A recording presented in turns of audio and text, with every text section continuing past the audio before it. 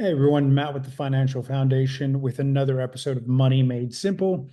And today we are going to talk about how to actually stick to a budget.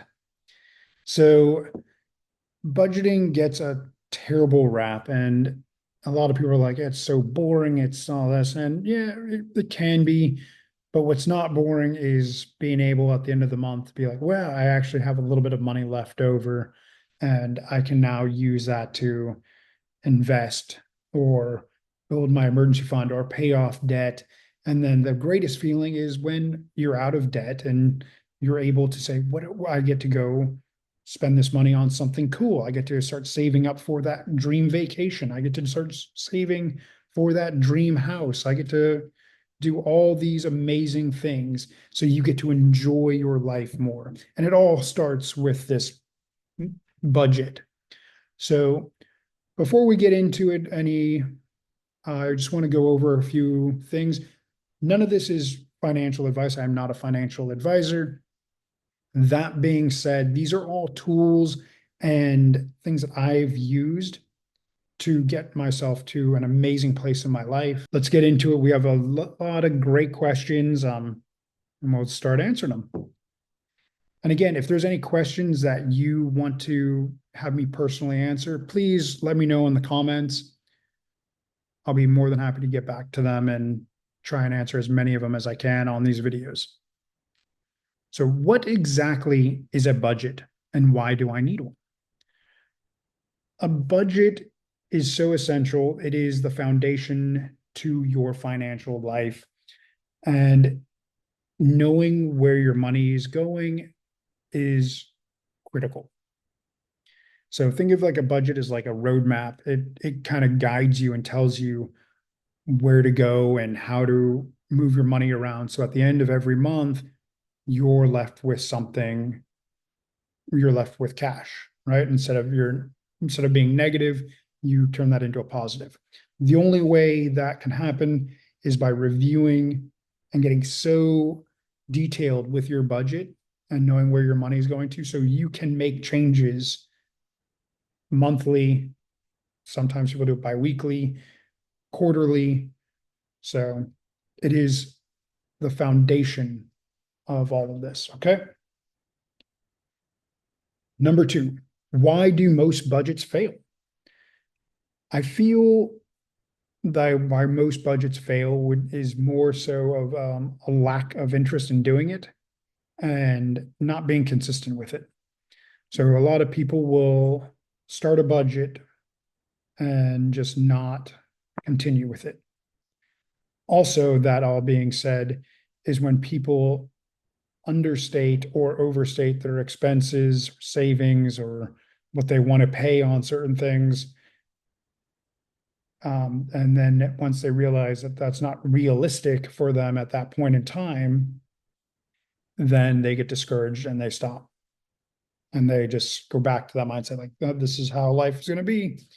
So be realistic about your goals, be hyper focused on what's happening and everything like that, and know where your money's going. So, number three, how do I make a budget if my income changes month to month? This is a fantastic question. So, this is great for anybody who's an independent contractor or freelancer who does have a variable or works on a per job basis, and you could be working one month, not the next. So, a budget is this. I mean, to me, it's even more critical to have a budget if you're in a position like this. But I would focus on trying to make as many of my expenses, in this case, fixed expenses.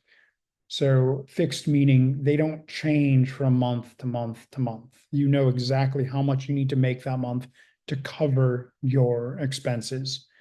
So whereas if you have variable expenses, they can go up or down.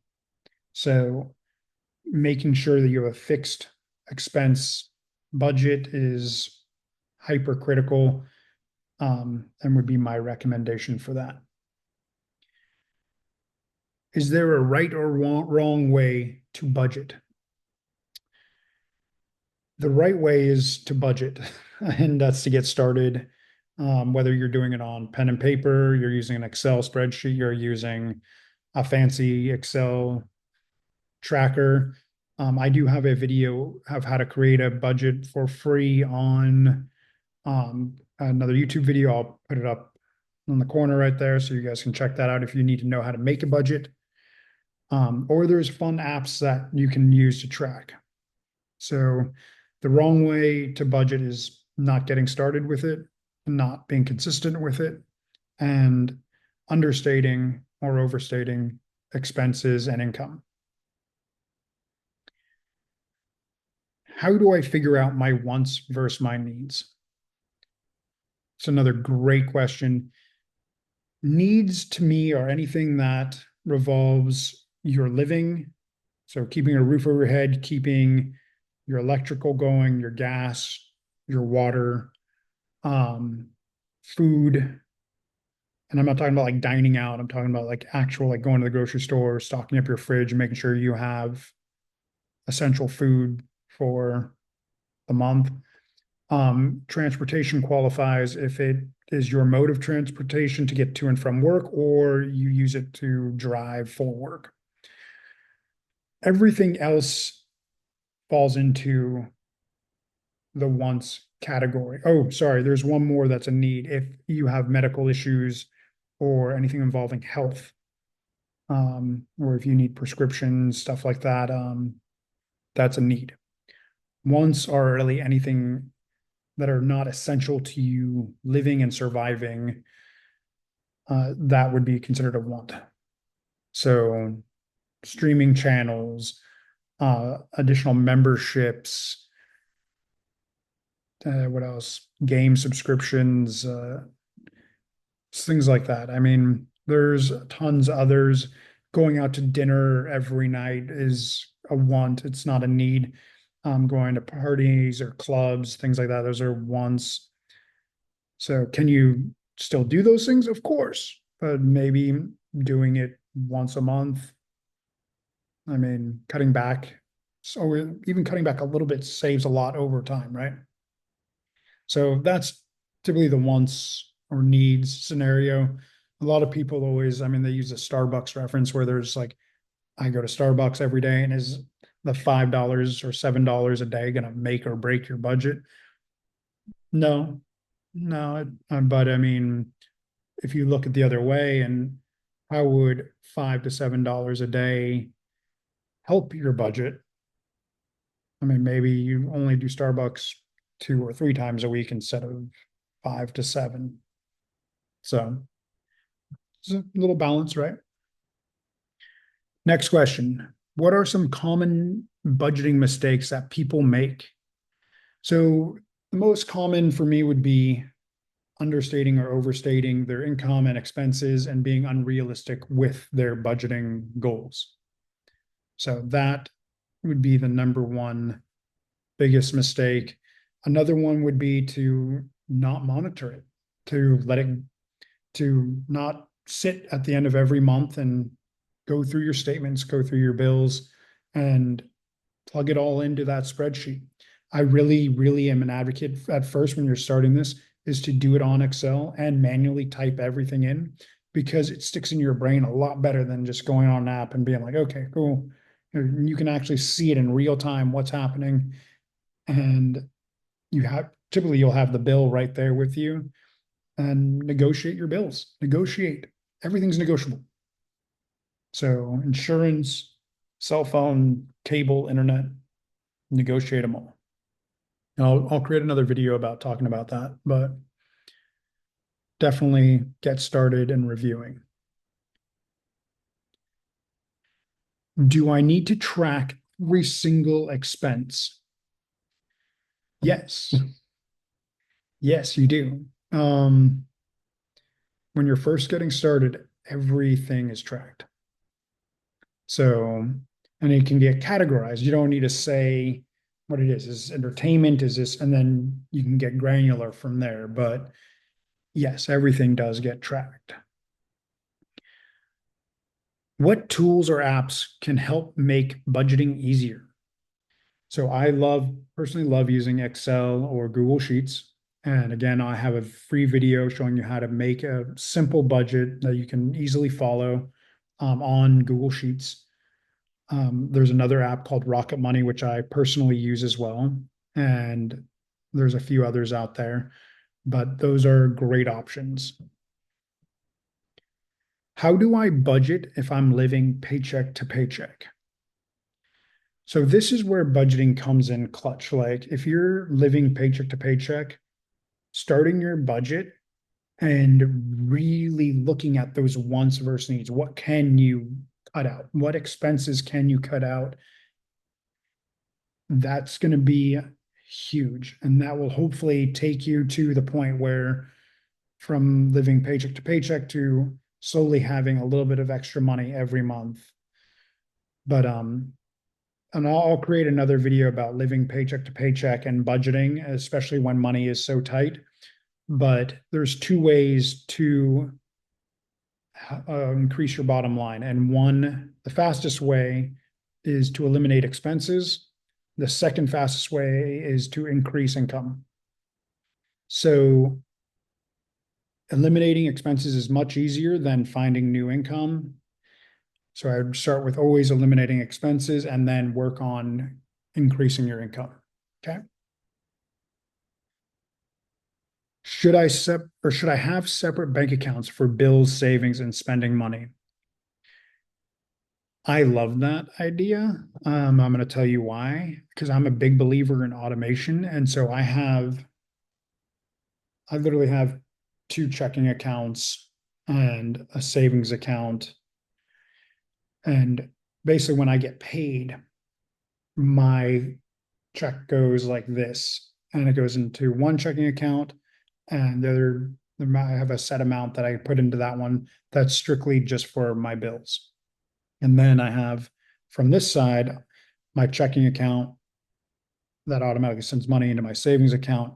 That goes into brokerage account and into an investment account as well. So that way, that's all on automation, and the checking and for all my bills are all on automation as well. I also have credit cards that just pay bills, and a credit card that's just for me to spend on either going out or I use for other purchases, but not bill related. So that helps me kind of balance everything out as well at the end of every month. What should I do if I keep going over my budget every month? If you keep going over your budget every single month, then that should be a giant red flag that you either one have too many expenses or you are not making enough money. So until you can figure out how to reduce your expenses or increase your income, that's where I would start. I would start with always expenses first, like I said earlier. It's much easier to get rid of stuff than it is to find income.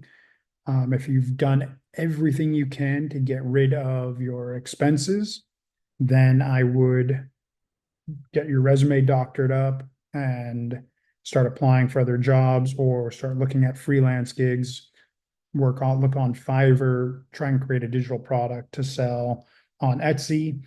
And if you're into something like that, I have an amazing program that you guys can check out.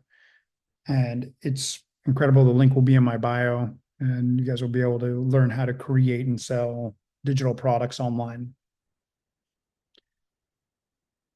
How can I make room in my budget for things I actually enjoy, like eating out, vacations, etc.? Cool. This is a fun question because this is when things really start to take shape and when your budget starts working for you.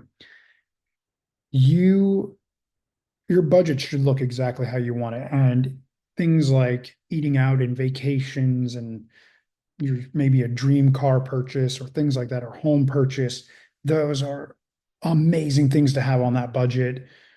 So how do you do that? So as you start building your budget and the more money at the end of the month that you have left over, that money can get allocated to things like Hey, vacation's important to me. I want to go to Hawaii. I want to save up X amount of money to go there. That chunk at the bottom of the cash that you have remaining goes into that pot. If you're like, hey, you know what? I want to increase my eating out budget, my dining budget, do it. Increase it. Add another couple $100 to it. If there's money left over, you can use that for things like eating out, vacations, more savings, things like that. Okay. And the last question we have today is, how often should I review or adjust my budget? I recommend reviewing once a month and adjusting monthly as needed. I mean, you know what's coming forward. And so as long as you're constantly in review and you're reviewing your expenses, you're reviewing your income, you can dial in whatever you need to add either like the vacation category, or maybe you got a debt paid off. You don't have to allocate that money to that debt anymore. You can apply it somewhere else. So I would definitely review monthly. You can adjust monthly. You can adjust bi-weekly, just depends on your situation. Okay. Well, everybody, I hope this video has been insightful and helps. If it has, please subscribe, hit that like button, share with a friend in need. If you guys have any questions you want to ask, please let me know in the comments, and have a great day.